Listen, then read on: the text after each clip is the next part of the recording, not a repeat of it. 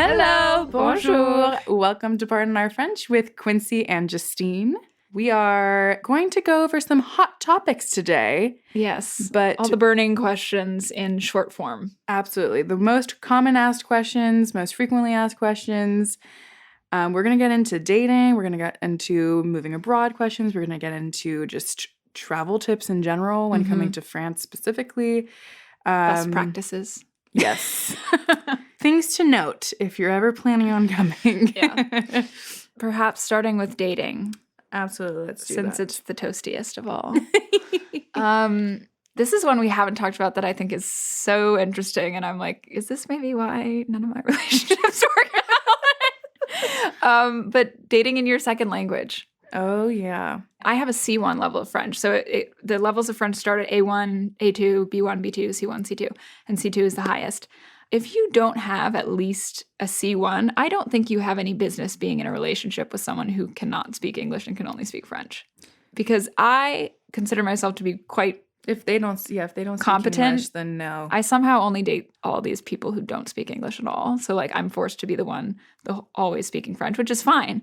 But that must be really difficult. there are hard, like it's being able to like fully express yourself. You know, you to a certain degree until you get to a certain level. And even when you are at a higher level, you're still slightly different in a different language. Yes, you are. Your humor is different. You're limited to some extent in the way you can express yourself. It doesn't translate the same. Yeah. Even like Jean, who speaks a good level of English now. I think he's gotten exponentially better in the 2 years we've been together. Yeah. And at the beginning, we were speaking French. Like, I think for the first 3 months, we were only speaking French. Yeah. And then we were slowly speaking both, a mixture of both. And, like, I feel like my humor in English does not translate into French. Like, I can't do it. So I think I'm hilarious. And I think most of the time when I make a joke in English, Jean, like, doesn't get it, but he laughs because I'm laughing at myself. I think that's, like, the majority of our time laughing together. That's love. I'm like, he's like, what does that mean? Or what do you mean? And I'm like, you can't translate humor. Now it's not funny. Like, you can't do it. You just gotta, just trust me, it's funny. Yeah. Trust me, I'm so funny. And then in French, I'm just like dry as ever. It's tough. It can be tough. Like, and I have those moments where I'll be in a conversation, you just like literally cannot figure out how to say what you want to say. And it's extremely frustrating. That happened. I have a French therapist, and like trying to explain to her my feelings sometimes, I'm like, I really wish you spoke English right now so I could at least just like slip a freaking English word here and there. But that's why I bought my entire book of synonyms, because I want to like diversify my vocabulary, because I feel like I know like all the words for pretty much everything, but I need to know like the variations, the nuances and stuff. So I'm kind of diving pretty deep into that right now. Yeah. Just so you can, not always be saying cool, super. I'd like to have a little bit of, And I think it's just dating in your second language is always going to be hard because emotionally you can't express yourself the same. Yeah. And I think culture has to do a lot of it with it too. Like, you could speak a certain amount of French or a certain amount of English and understand each other, but if you didn't grow up with the same like cultural background, like the emotions aren't going to translate the same. Yeah. There are actually like cultural differences to that degree, like actually run so deep. And like, for instance, I mean, this is also kind of like cultural practices and stuff. But for instance, with Furniture Man, once we had Furniture Man, once we had kissed the first time, the next time I saw him and greeted him, I didn't like kiss him. I just did the B's on either side, and he got like completely miffed. He was like, "Why didn't you kiss me?" That happened to And I was like, "You're not like my boyfriend. Like you don't. That's a practice. Like that's not kissing something when you greet is not something that I do with someone who I've gone on like a handful of dates with. No, so like to me that was bizarre, but to him he was like upset about it and thought that I was mad at him because I wasn't. It's like once you've kissed once on the lips, then it's like expected every time. Yeah. Maybe not for everyone, but that's what I've kind of noticed. Yeah. And so that was news to me. I'm like, if you want me to be on top of these types of things, you gotta tell me. Yeah. But like he got all upset about it. So dating your second language, it's tough. It's tough. Also, when we got in fights, I had to speak in English because I'm like, Girl. I need to be able to I need to be able to strike where I need to be able to strike as accurately as I need to be able to do so. I'll start like speaking French and then I stumble on my words and I get so angry. Yeah, because like I don't want like in those moments when you need to have some thunder and it's not, you're struggling to find a word that takes away the power of your thunder. So yes. Yeah. Oh, totally. Yeah. I recommend if you're going to date someone who is not from the same place as you and speaks a different language to at least understand from both sides some parts of that. Yeah. Otherwise, you kind of live in like this ignorant bliss of like, we're never going to fully understand each other. Yeah. And like, that concerns me too, where I'm like, are you ever going to know me? Yeah. No, really. True. Like, so that's why, the ideal would be obviously having either a French American both of you at least like being comfortable in both languages. Yeah. Where you can kind of ebb and flow between the two. Yeah, I agree. So that's that. Second topic. PDA. PDA in France versus the US. If you've ever heard the phrase, get a room, that is very a constant thought I have walking in the streets of Paris. Oh my God. Like what people are comfortable doing in public, not only things I've seen, but things that people have tried with me. I'm like, excuse me. Yeah. I'm not about to We're in do a bar. this in front of people. We're in a bar. I'm like, I've had people try to like feel me up in a bar. Yeah. In front of people. Yeah. I'm like, no. Which worries me too, because then I'm like, this is what you're willing to do in public. What are you going to try to like, how, like, I'm going to need to fend this off in private. Yeah. Like, which is why when in those cases where that has happened, I've like, we're not going to anyone's apartment for like a very long time because if this is what you're okay with doing in public, I cannot imagine, Yeah. It really is, Paris in particular, the city of love because of the PDA, I think. Like, you will walk the quai, like, along the Seine, and you will see couples, like, every few feet making out all over each other. Like, honestly, dry humping. Like, I'm not going to lie. They are I saw one the other day. Up against a wall, like, rubbing up on each other. I saw one the other day when I was leaving the 6th, and there was, like, this little, like, inlet door window type thing, and this woman, she looked like more like a girl. She was very young. Was like literally like straddling this guy, going at it. I know. I'm like, you're in public. I don't know. I guess they were younger, so maybe they didn't have a place to do that at home. Maybe. But like, still. But I've seen full-grown adults do that. Yeah. I would love a French person's input on this because I grew up in the U.S. In the U.S., I would never PDA someone like that. Yeah. Ever. Like in the comfort of my own car, maybe, but that's like as public as I'd get. Yeah. But like, in terms of like kissing, like if we're in a bar, like a little mwah, mwah. Yeah. But like, I don't want to be making out in front of people. No, like I think, were we together at a bar and they were like, there's this couple just like kissing for like ever. At Experimental. Oh my gosh. Like in front of us and like sitting at the bar. Yeah. Fully making out. Yeah. And you're like, this is just, it's like unavoidable to...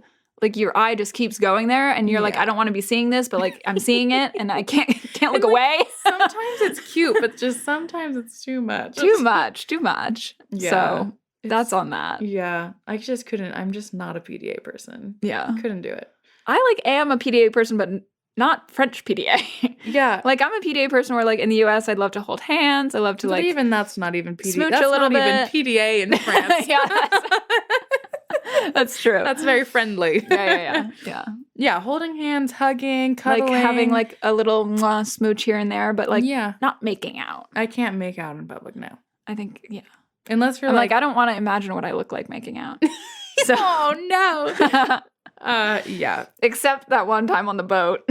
Lol. It got captured on camera. Yeah, we are friends with the photographer. So this one time I was making out with someone at the later hours of the party.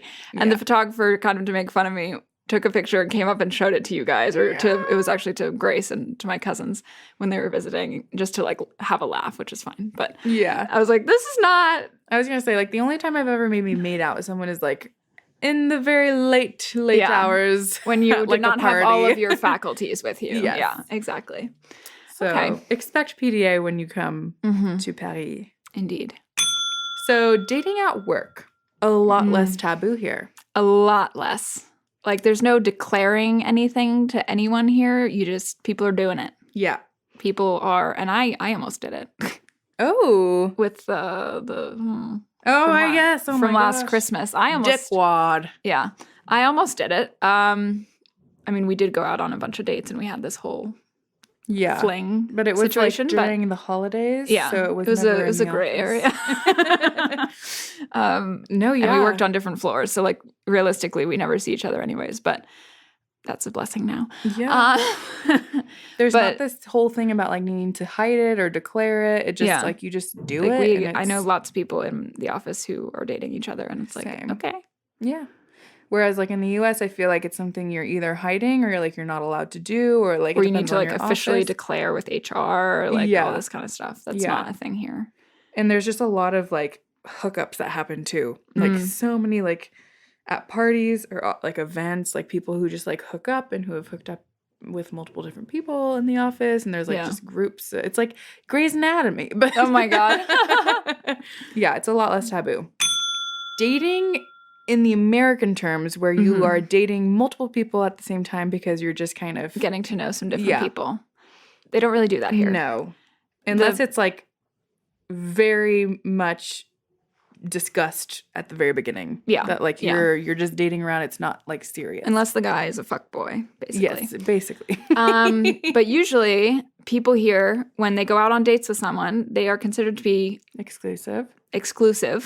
And you essentially see that through. Whether it's 2 dates and then you decide, oh, hey, no, we're not really compatible. Yeah. Or whether you go out on a bunch of dates and then, are together for a while. Like, you kind of see one situation through at a time. Yeah. Which is so interesting coming from the US where, like, it's like a normal thing to date multiple people. So you can kind of, like, be like, oh, I like this, but I don't like that. And this person's cool, but no, maybe I like this person better because you're, like, comparing and contrasting. Yeah. Here, it's like, no, you're, like, fully committed to this one person. Yeah. And there's no assumption that you're seeing other people. It's the opposite way around. Yeah. The assumption is that you're not seeing other people. And so if you are the type of person, if you are the type of person who wants to be seeing a bunch of different people and getting to know different people, you need to say that. You need to say that, and they might not want to continue to see you, or they won't take it seriously, and they'll just kind of, like, see you as kind of a casual thing. Exactly. So that was interesting. That was something that I learned very, very, not the hard way, but yeah. It honestly suits me because I don't have the capacity to like go out with multiple people at once anyways. So it's like, oh, this is nice. I prefer it too because this person's putting all of their energy into just you. Yeah. That's quite Although nice. Furniture Boy, old man. Old ass crusty man. Yeah. He was like fucking around, but also exclusively seeing you, but like fucking around. He was like texting other people, and then he told me, he like announced to me, he was like, oh, I deleted my apps. Yeah. And I was like, okay. Yeah. As you should. So that was interesting. Kissing on a first date. A lot less common here. Yeah. Unless you go on a date with Justine. Shaw's nodding his head. He's nodding over there. Oh my God. Lol. But basically, since the connotation is like in France, once you kiss, you're kind of together. Yeah, which my dad warned me about, but I was like, you're an old man, you don't know nothing. Yeah, you're like, that can't be true. It's true. So since it holds more weight, people sometimes don't kiss until like the third date. Yeah. And that's normal. Like, you shouldn't go home and be like, why didn't they kiss me? Yeah. It's like we're getting to know each other. We're getting to know each other. And I feel like if you are, I don't know. Yeah, I feel like Jean was not planning on kissing me because he thought that I was like, he thought Americans didn't kiss on the first date. Like, interesting. He was like, oh, I don't want to scare her off. And then I'm like, I just went for it. And then he was like, oh, okay. And then it was, kind of the thing of like, he expected me to like go in for a kiss every time we saw each other. Yeah. But like for me, I was going in for a bees because I'm like, well, we're not in that moment yet. Like, I need to wait for the moment where I feel like I want to kiss you. Exactly. It's not, I don't want it to be a just casual like a thing. habit. Yeah. it needs to be special, especially in the beginning. Yeah. So that's definitely a difference, I think. Because I think for French people, it's more like, it is special because I get to kiss you on the lips when I see you, and it's like special. And I'm like, but for me, it isn't. Yeah. So less common. Do not feel offended if you're not kissed on the first date when they walk you home. Indeed. Yeah. Is it easier to have a romantic date in Paris? Does the fact of being in Paris make it automatically romantic? Yes. Have both of my relationships started yours have been in front of a sparkling Eiffel Tower? Yes. That is nice, you know? And it's like also, you know, the PDA thing can be a little bit too much sometimes, but then when you're on a romantic date and you see all these people kind of in love and like kissing, you're just kind of like, arr. I have been that person when I was getting into a relationship with motorcycle? He drove me from my apartment all the way up sort of along the river to the Pont des Trois. And then we were like sitting down by the quay making out. Yeah. It was dark. There's just something about being on a Parisian bridge over the river and like having a little smooch. And then the Eiffel Tower started sparkling and we were together, and that was that. It does feel magical. When you're romantic, it's pretty fab. Yeah. That's another thing with French people, like they are making an effort to get to know you. So it's like not only are you on this like very romantic date in like a beautiful place, it's like you're also having intentional conversation, and I think that makes it's part of like that romantic charm. Yeah, totally. Yeah. Moving abroad, hot topics. Yes. Number 1 being, do we have any interesting Go back? Go back? No. Do we? A resounding no. I don't even know what accent that is. It's like Swedish. No. Big summer blowout. Yoo-hoo. Do we want to go back? The answer, no. No. When I first moved here, it was like, oh, like maybe after 5 years. For me, it was like, maybe we'll see in 1 year if I come back. And now it's a resounding no. Yeah. That was a laugh out loud in my face. No, it's just like after, it's both sides. It's saying how much I have here, and then like the contrary of that is how much I don't have in the United States. And it's like, I love the life here. The lifestyle really matches where I am in my life and what I want to be doing with my life. The values that the French culture really holds at the core of it. And then on the flip side saying, okay, these things are absent in where I would live in New York. And in the US would be New York. These things are absent there. And then there are parts of living in New York that are just unattractive to me. Here, I get to walk out of my apartment building, watch people live their life. Go, like I see people sitting at a cafe with their dogs, drinking a coffee. I see people grocery shopping. I get to my office in like 10 minutes walking, and then I'm there. Whereas in the US, and I don't have any kind of pressure of time. Like I can kind of show up whenever I want. And in the US, it was, I walk to my car, I drive 45 minutes to an hour and a half to work because of traffic. I get there, I'm pressed for time because I have to clock in right at 8:30. God. It's just like this whole different kind of pressure. A different mindset, a different, structural lines of what life is like. Yeah. I start my day a lot more on it's just a more positive note in general. Yeah. It's a no from us. It's a no for me, dog. That was probably the first time I ever heard you say dog in that context. Oh my God. Next hot topic. Meeting friends and French people as Americans. Is it as hard as they say? Kind of. Yep. Does it change our answer previously? No. Does not. Because the ones that you do meet are so like-minded in terms of like how they view their lives, what they want out of life, what they want out of friendship, because they're here, and we both had to make this difficult and decision to move in a difficult move that it is. Yeah. To get here and to stay here and to make a life here. Yeah. So when you do make those friends, they're really deep, like pretty I feel quickly. Yeah, and you have just the most commonalities between other expats, immigrants.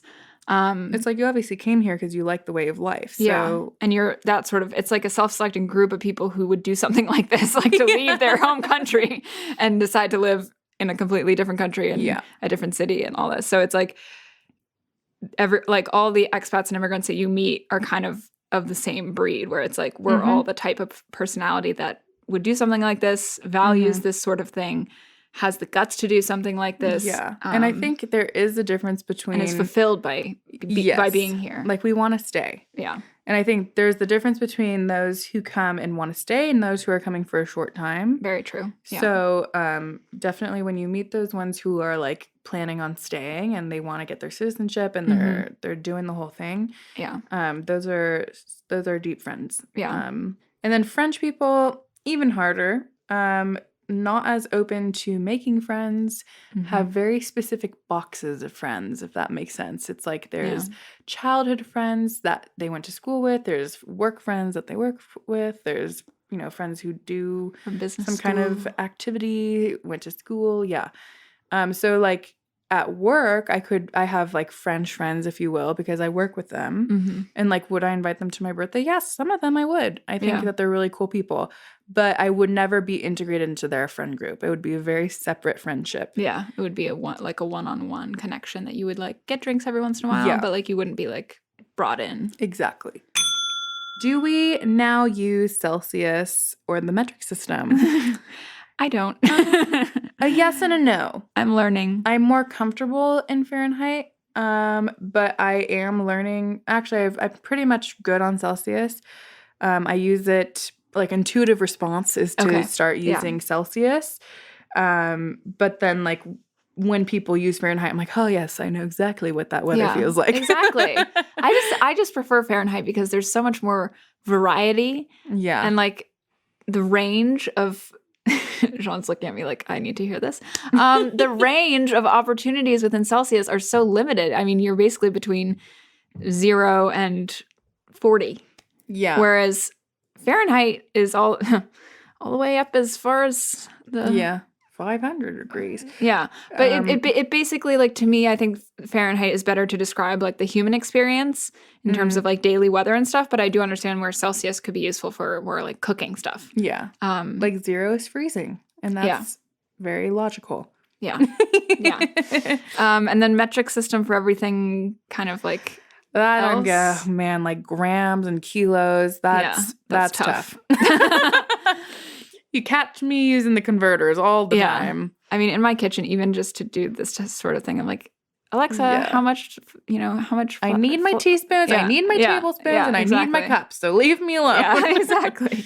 That's actually a gift my mom sent me, and on Amazon, she gave me like a little thing that had both cups and like liters and grams. Oh, I was like, "You the best." That's awesome. So. If not France and if not Paris, where would you live in Europe? That is a really hard question. I know where I would live. Whoa, where would you live? I would live in Amsterdam. Oh, yes. And if not Amsterdam, Madrid. Okay. I lived in Madrid for a couple months back in college, and I really liked it. Okay. It gave me similar vibes to Paris. And granted, back then it was like clubbing central time for me. So that part of it wouldn't necessarily be as important to me nowadays, but I feel like they have, and I discovered when I was there, similar things where it's like, oh, they have a lot of cool craft cocktail bars and they have a lot of beautiful rooftop bars with like great views over the city and things like that. And they have this gorgeous park that I would go to every day because when I was living there, it was 105 degrees Fahrenheit every single day. And so I would go to this park and row one of these little boats that they had that you could go in the pond. And I would dip my feet in the water.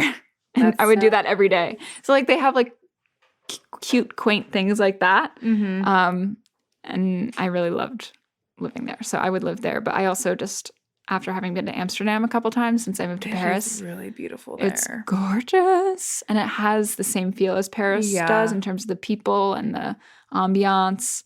The only thing about Amsterdam that I don't know if I could do is like how dark it gets in the winter. And And also, I'm used to that coming from the East Coast. the food is just not the same. It's not the same, and food is a big part of my life. Yeah. I think, but it's gorgeous. I'm just like, there are so many cities in Europe that I love, but then to live is like a whole different game. Maybe Florence. I love Italy. I've never seen myself living in Italy, but I think maybe Florence I would live there because I love Tuscany. It's close enough to... Yeah. Florence is a beautiful city. Yeah. It's close enough to other places. And then either that or...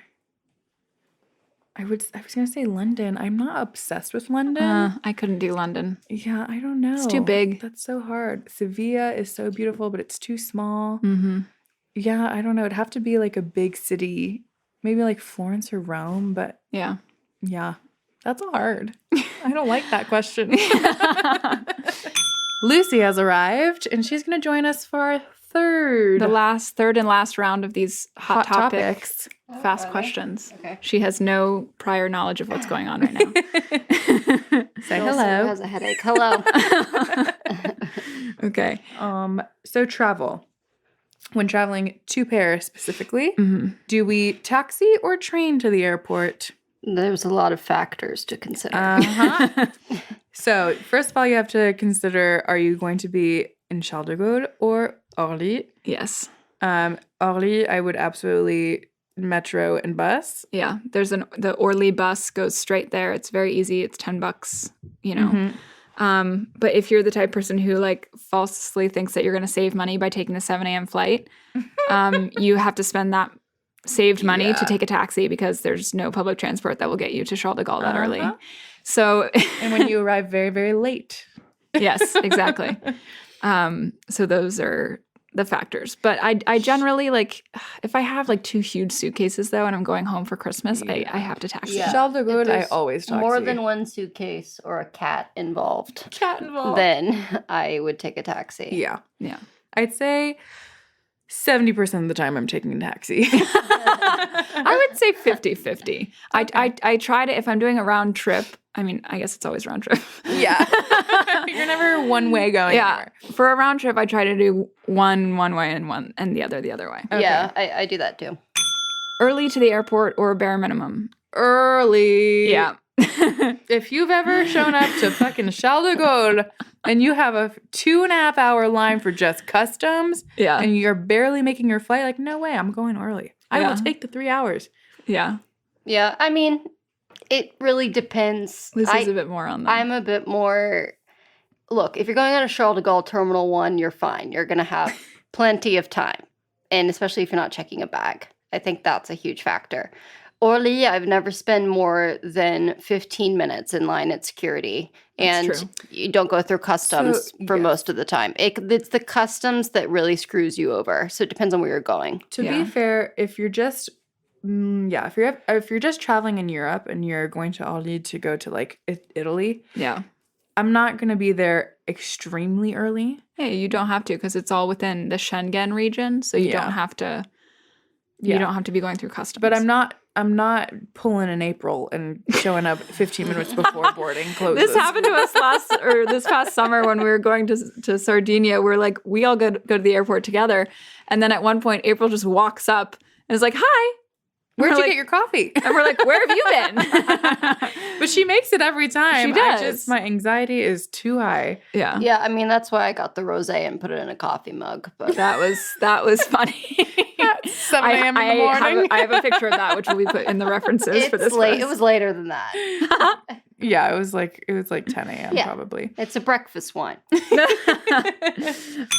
Favorite place you've been since moving to Paris? In Paris? No. Travel-wise. Oh. This is the travel section, Justine. No. This is too difficult. We'll come back to you. Lucy? I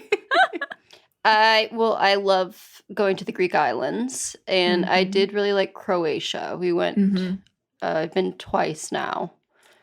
I love Croatia. I don't know, Sardinia might be the best. Yeah. That has the best, I think, water I've ever seen in my entire life. Yeah. Especially in Europe. Yeah. I kind of have to agree.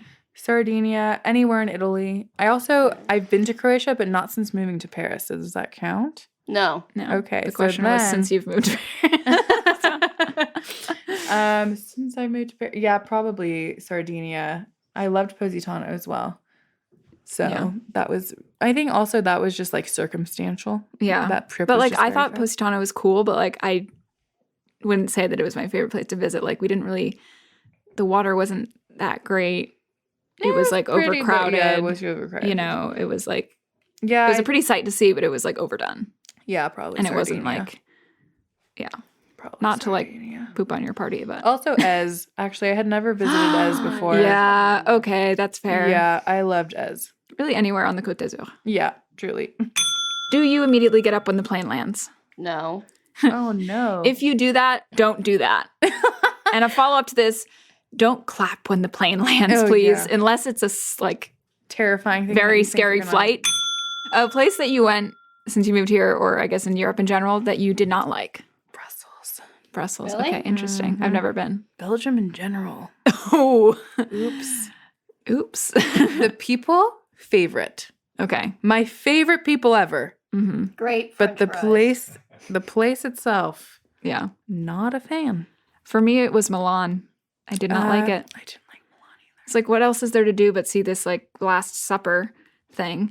And then And the beautiful cathedral. To be and then fair. you're like, okay, but like Starbucks Reserve. no, but like we went and we didn't. Maybe I mean, this is partly on us, but we didn't realize you had to reserve to see the Last Supper or whatever because I guess he's Oh. popular. I don't know. So we guess didn't it's get a to popular see place. it. Also on a fresco, so it's not like in a museum. Yeah. All right. And last question, Airbnb or hotel? Also depends. Yeah. I'm a Airbnb. I love an Fan. Airbnb, but A if lot I'm of- trying to have like a relaxing vacation, Mm-hmm. sometimes it's cheaper too. Hotels are nice. Yeah, it also depends on what kind of trip you're having. Because, for Yeah. instance, like for girls' trips, it's great to have an Airbnb because you can have a kitchen and like make some meals at home, things Yeah. like that. I know a lot of people though who don't like Airbnb in general because there's no like backup plan if something goes wrong. Yeah. So people have expressed that to me because I always recommend Airbnb to people, and Yeah. they're like, "Oh, I don't want to do that because if something goes wrong, there's no Mhm. like other room or other, you know." Yeah. So When I'm with just one other friend, or with Jean, I like staying in hotels yeah, because you have most of the time free breakfast, so breakfast is included, and I'm trying to explore where I'm at anyways and eat meals out. So Yeah. that's always fun because it's like the purpose of the trip is like to be together and like go out. Whereas like if you're on a girls trip for a long time, you're 4 people, like it's nice to be able to cook at home sometimes. yeah, So yeah, it depends on if you're like more on like a budget saving trip, one like an all out trip. yeah, I just like that like hotels, you can have like a pool, you can have like yeah. the hotel restaurant if you want to just like eat in. And there are also places where, you know, an Airbnb or a hotel is like vastly cheaper than the other option. And there are Yes. some places where they're pretty much the same. In Amsterdam, So- a hotel was cheaper. Yeah, than exactly. Airbnb. Exactly. So Mhm. places like that, I mean, it's just worth looking to compare.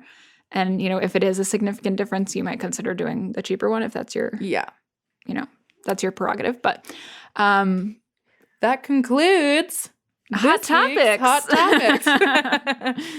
Thanks for tuning in. Let us know if you like the hot topics. Let us know if you have hot topics in mind you want us to kind of go over. Yeah. If you're listening on Spotify, you can even write down Write to below us, yeah. to us Otherwise, on we'll this put- episode. Like a Q&A on our Instagram. Yeah. And thank you, Lucy, for guesting in the... Ding ding.